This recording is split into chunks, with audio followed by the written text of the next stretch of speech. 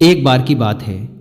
पुराने जापान के सबसे बड़े और प्रसिद्ध बौद्ध मठ में एक जवान बौद्ध भिक्षु रहता था, जो कि उस समय के सबसे विख्यात और सम्मानित जैन मास्टर का शिष्य था।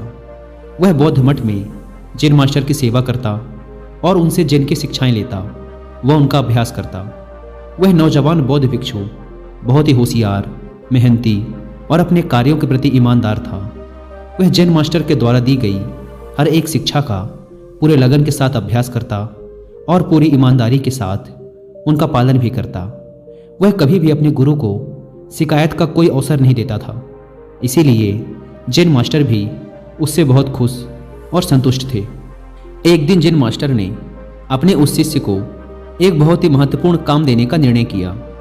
उन्होंने शिष्य को अपने पास बुलाया और उसके हाथों में एक पत्र देते हुए कहा, तुम्हें इस पत्र को जितना जल्दी हो सके क्योटो शहर में रह रहे इसके असली मालिक तक पहुंचाना है। लेकिन याद रहे, किसी भी हालत में यह पत्र तुमसे खोना नहीं चाहिए और ना ही किसी दूसरे व्यक्ति के हाथ लगना चाहिए।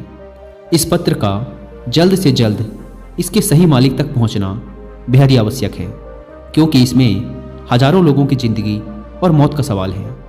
मास्टर का आदेश मिलते ही वह बिना एक क्षण गवाए अपने काम में लग गया। उसने रास्ते के लिए भोजन लिया, अपनी तलवार उठाई और घोड़े पर सवार होकर निकल पड़ा पत्र को उसके मालिक तक पहुंचाने के लिए। वह अपने घोड़े को तब तक तेजी से दौड़ाता रहा जब तक वह एक बड़ी सी नदी के किनारे नहीं पहुंच गया, जिसे पार करने के लिए एक सकरा सा पुल बना हुआ था। उस पुल के दूसरी तरफ एक समुराई योद्धा अपनी तलवार लिए हुए खड़ा था, जिसने उन पहले 100 लोगों से युद्ध करने की कसम खा रखी थी जो उस पुल को पार करेंगे।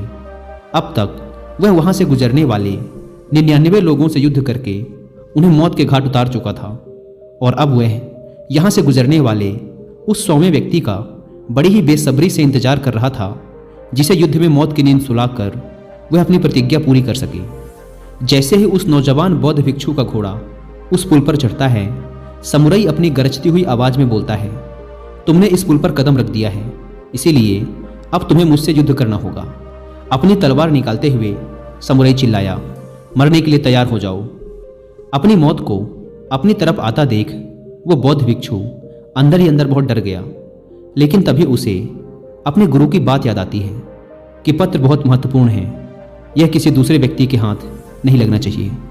वह समुराई से पत्र की महत्वता के बारे में बताता है और उससे प्रार्थना करता है कि वो उसे उस पत्र को उसके गुरु तक वापस पहुंचा देने दे, और वह वचन देता है कि पत्र वापस करने के बाद वह जरूर उससे युद्ध करने वापस आएगा। समुराई उसकी बात मान लेता है और उसे वापस जाने देता है। पूरे रास्ते भर उस पुल पर हुई घटना के बारे में सोचते सोचते वह कब आश्रम पहुंच जाता है उसे पता ही नहीं चलता। आश्रम पहुंचते ही वह तुरंत जैन मास्टर के पास जाता है और उन्हें सारी घटना कह सुनाता है, इस उम्मीद में कि शायद मास्टर उसकी मदद करेंगे।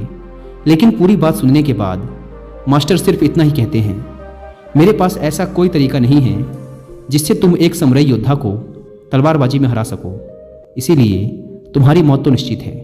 लेकिन हाँ, मैं तुम्हें मृत्यु का सामना करने का सबसे अच्छा तरीका जरूर बता सकता हूँ।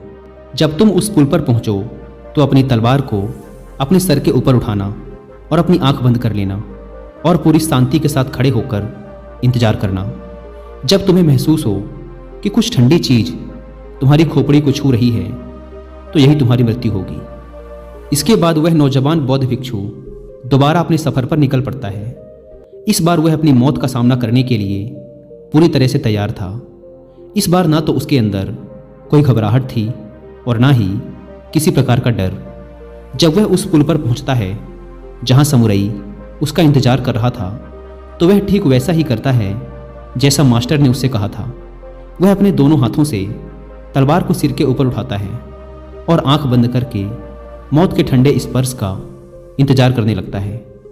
जब समुराई उस नौजवान बौद्ध भिक्षु को ऐसी अवस्था में देखता है, तो वह समझ जाता है कि जरूर यह भिक्षु किसी सच्चे महान गुरु से मिलकर आया है, क्योंकि उसने आज से पहले आंख बंद किए हुए तलवारबाजी की ऐसी मुद्रा और लड़ाई से पहले चेहरे पर इतनी शांति कभी नहीं देखी थी। उसने ध्यान से देखा, भिक्षु के चेहरे पर ना तो मौत का डर था और ना ही किसी प्रकार की कोई घबराहट। उसने अपनी तलवार नीचे रख दी और अपने घुटनों पर बैठकर हाथ जोड़कर कहने लगा, हे महान गुरु, मुझे मेरे इस मूर्खतापूर्ण दुस्साहस के लिए माफ़ करें और अपना शिष्य बनाएं, ताकि मैं आपसे अद्भुत तलवारबाजी की कलाएं सीख सकूं। दोस्तों, वो बौद्ध भिक्षु हम हैं और वो समुराई हमारे जीवन की सबसे विकट समस्याएं। कई बार हम ऐसी स्थिति में फंस जाते हैं जहां से बाहर निकलने का हमें कोई रास्ता नजर नहीं आता। तब ऐसी परिस्थिति में हमें खुद को शांत, पूरी तरह से शांत रखने की जरूरत होती है। सोचिए, अगर उस जवान भिक्षु ने समुराई के सामने अपने प्राणों की भीख मांगी होती या उसके सामने रोया गिड़ाया होता, तो बहुत बड़ी संभावना थी कि समुराई उस पर हंसता और अगले कुछ ही पलों में उसे टुकड़ों में काट देता। या फिर अगर उस भिक्षु ने डर कर, घबराहट और जल्दबाजी में समुराई पर हमला कर दिया होता, तब भी उसका यही परिणाम होता। लेकिन उस नौजवान शिष्य ने इतनी शांति और स्थिरता के साथ उस समुराई का सामना किया और इतने उच्च कोटि के जिन का परिचय दिया कि उस समय वो उस समुराई से भी बेहतर हो गया और परिणाम स्वरूप समुराई उसके सामने झुक गया, क्योंकि एक समुराई होने की वजह से उसने तुरंत यह महसूस कर लिया कि उसका सामना उससे भी अधिक जिन का अभ्यास करने वाले व्यक्ति से हो गया है।